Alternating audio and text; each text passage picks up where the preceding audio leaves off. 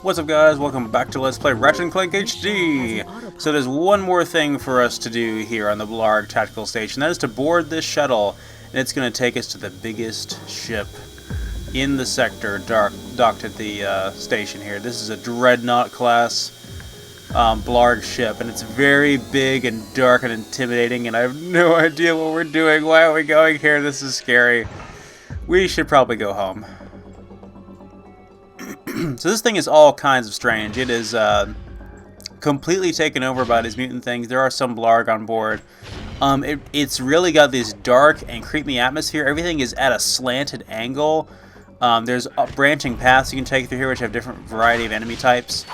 There are some bolts we can get here as well. But this almost has, like, it reminds me of Aliens, like the way that the this ship is all dark and foreboding one. Maybe that or Dead Space.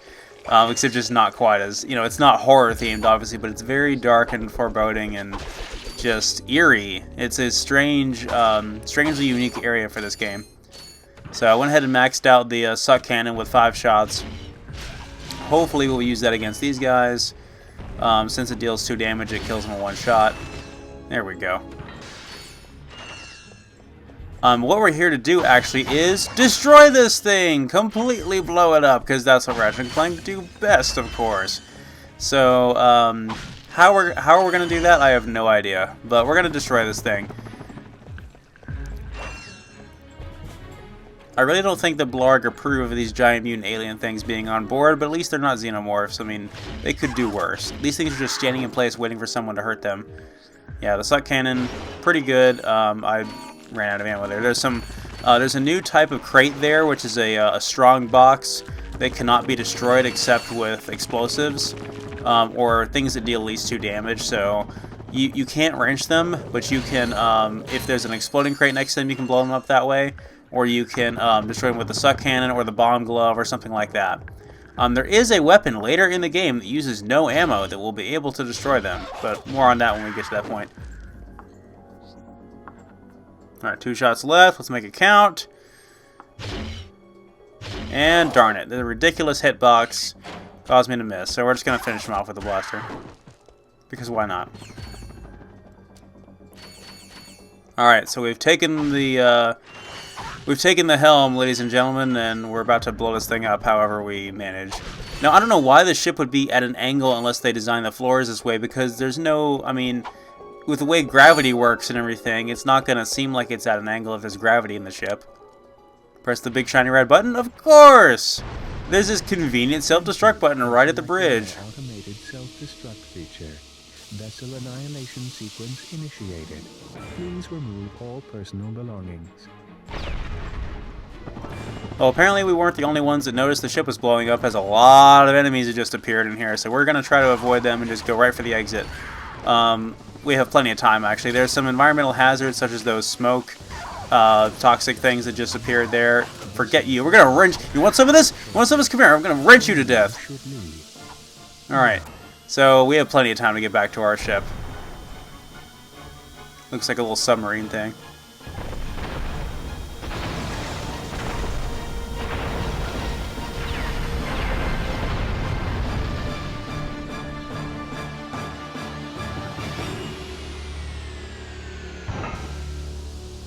Wow, that was pretty crazy. You can do that at any point during this level, too. I just chose to save it for last. This is Darla Gratch reporting live from Blackwater City. We've just learned that Captain Cork will be presenting the grand prize at the Intergalactic Hoverboard Championship, which will be held here over the next few days. In related news, this planet has recently been suffering from an infestation of strange amoeboid creatures. The city's administration has assured this reporter that every step has been taken to eradicate these nuisances. Darla Gratch, Channel 2 News. Did you see that? Yes, I hope that poor woman is all right. She's fine, I think. I was talking about the hoverboard races. Alright, so that's everything we can do here.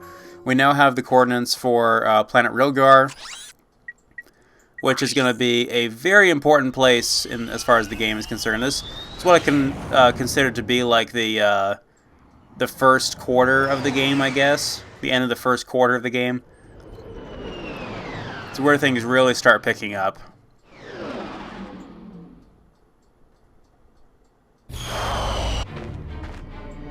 Alright, so this is Blackwater City, ladies and gentlemen. It's beautiful. There's a big skybox with lots of vehicles flying around. We can't go in the water there because there's giant shark things that'll eat us. And there's a new weapon available to us now, the Mine Glove. And this thing, I know there's a lot of gloves in this game, but geez. This is actually one of the best ones in the game. I actually prefer this very much so over the Agents of Doom. I would not have bought the Glove of Doom normally. And in fact, I'm probably going to regret buying it later in the game if the budget doesn't work out, but I'm going to readjust my quick select here because I really want the Mine Glove on my quick select instead of the Glove of Doom. I'd like the Glove of Doom to be on there at some point, but I'm really only going to use it for very specific encounters, so I'd rather have the Mine Glove on there. What the Mine Glove does is it deals like 3 damage, I think, and it sets down a mine that will be attracted towards enemies that come into its vicinity. And what we can do is, using the taunter, we can trigger the mine to seek out an enemy. So there's these powerful tanks here, these security tanks, and we can just send the mines off to it, even though it's far out of our reach. These tanks can take like 6 hits, I think, or something obscene like that. So the Mine Glove is very effective against them. And the Mine Glove taunter combo is one of the most reliable and effective combos in the game. You will see me use that a lot. We can set down a couple mines, use the taunter, and lure the enemies within our vicinity so that either the Mine Glove will kill them because they're in range, or the mines will just strip seek out the enemies and kill them from a safe distance. We don't even have to take a hit. See, here's another example here. There's these pest control guys here that are here to mop up the amoeboid infestation. They're regular 2-hit enemies. They approach us quite quickly, as a matter of fact. They can be pretty dangerous enemies, but they only take 2 hits, so nothing too bad. I got a lot of them with a splash damage there of the Bomb Glove. These guys are amoeboids. When you attack them, they split into smaller enemies. So the smallest version here, there's 4 of them. You get 4 of these small ones from one big one. You know, 1 goes into 2, and then 2 go into 4 until they finally die. And you can absorb the smallest ones with the suck cannon, which I just did. They're actually pretty dangerous, you know, because it would take that many hits to get rid of them, and the fact that you're multiplying the enemy every time you hit it, they can be pretty dangerous. But one of the most fascinating things about this level is you get to see the 2 different types of enemies attack each other. So you can deliberately introduce the 2 enemies to each other to create a scenario where they'll fight amongst each other. And I always love those type of scenarios in games like this, where you have 2 radically different types of enemies that fight against each other. And you just watch the AI have fun. You watch the AI just kind of do its thing and see which one comes out on top. It's like in Jak 2, I really liked watching the Crimson Guards fight the Metalheads, and in Jak 3, the Freedom Force Guards fighting the Metalheads and the Crimson Robot Guard things. And like in Halo, watching the Covenant and the Flood fight each other and just seeing who wins. It's great stuff. I love watching that, especially with these older games where the AI is a little more simple, and just watching enemies fight amongst each other and seeing who comes out on top. It's fun to watch, and I always like to create scenarios where the enemies can attack each other. That's just a fun thing I love to do. See, there's one amoeboid right here. We could kill him and then fight these guys, but why don't we just unleash them on him and watch them fight? Now, that amoeboid was way outnumbered by these guys. There's like 10 of these guys or something obscene. Nothing we can't handle, though. But, yeah, he didn't stand a chance, unfortunately. Now, in larger numbers, the amoeboids can overpower them.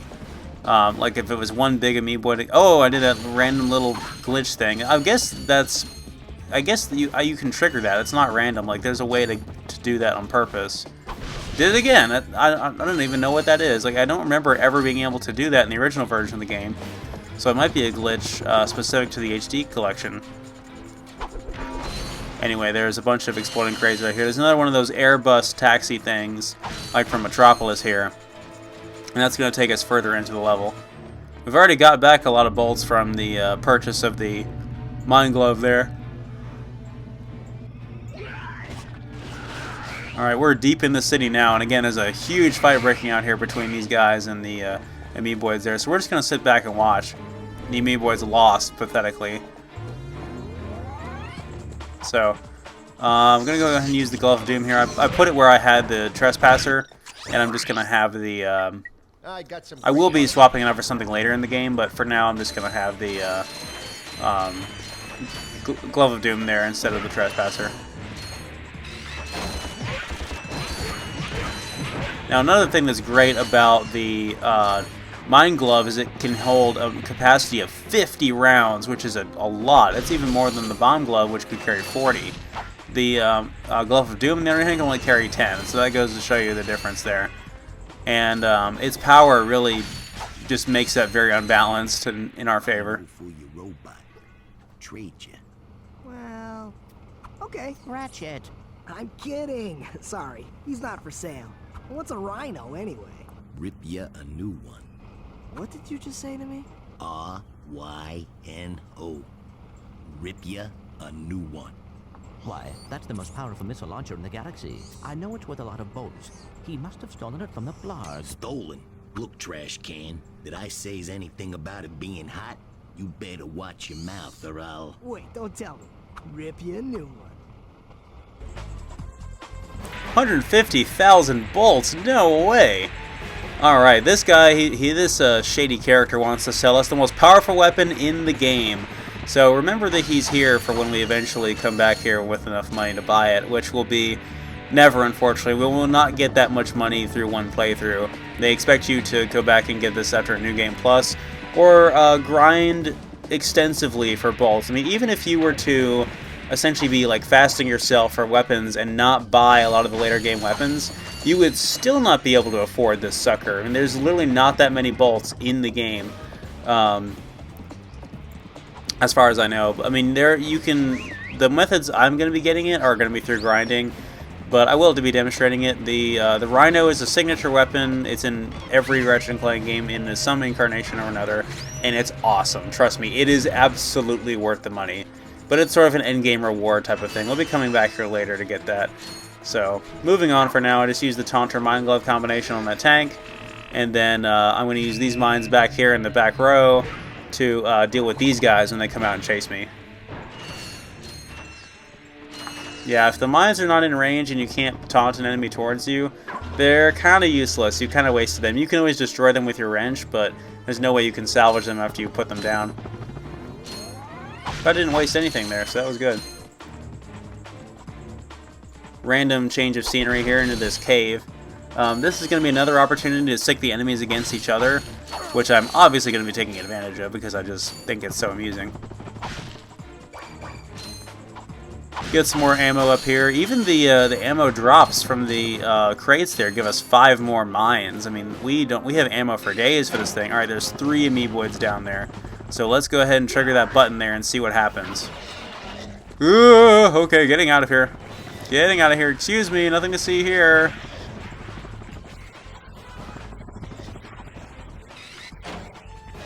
Watch the chaos unfold. Wow, they got pretty evenly matched there. I think the Enforcer guys came out on top there. But just barely, that was pretty close.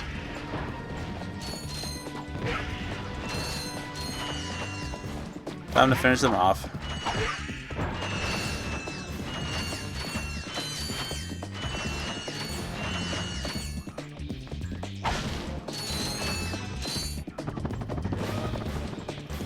Yeah, later Ratchet and Clank games will have methods of grinding for bolts to be able to afford things like that more easily.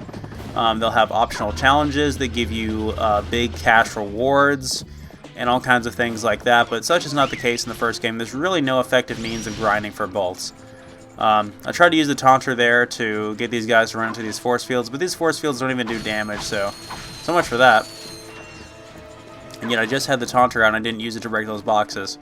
We deactivate these laser grids one at a time with the buttons on the floor here, and it has a specific path. It's not random.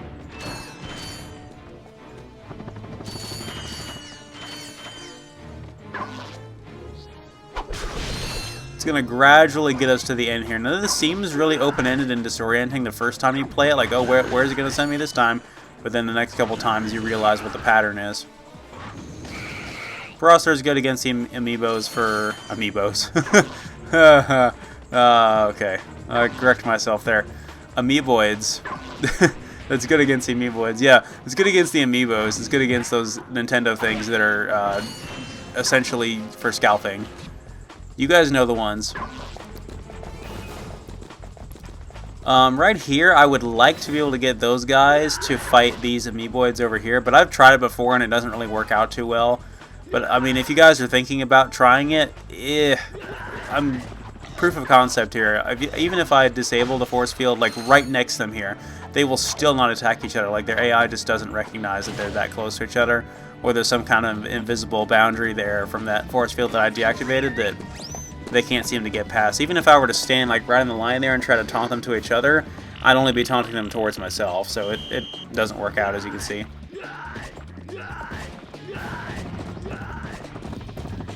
Oh well. The last force field there leads to... See, I'm trying to get them to come for this line so they'll fight each other. Just blow them all up. How does that sound?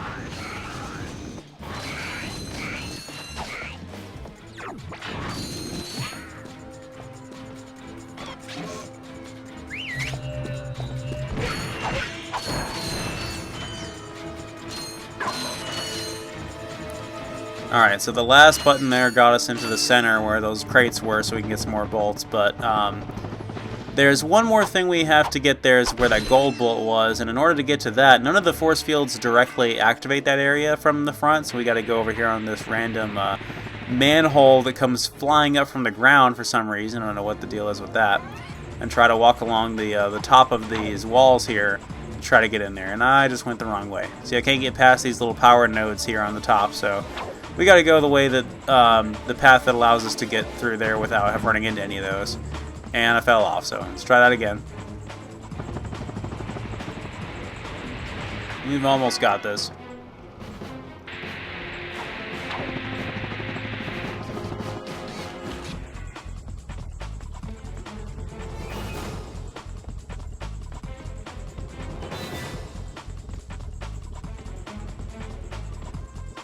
Yeah, luckily the bolts on the ground are not disappearing very fast. I mean, I think they do disappear if there's too much on the screen, but the game is pretty forgiving about it. At least the first one is.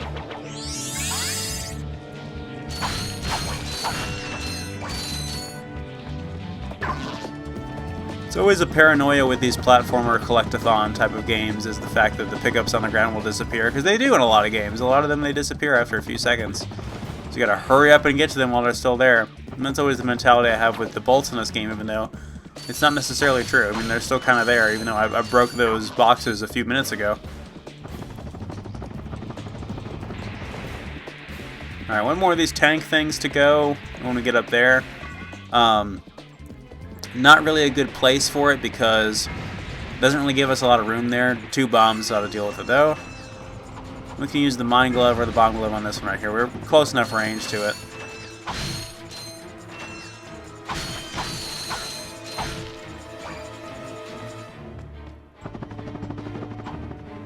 Yeah, those tanks are never in any other encounters with other enemies, though, probably because the amoeboids wouldn't even be able to touch them.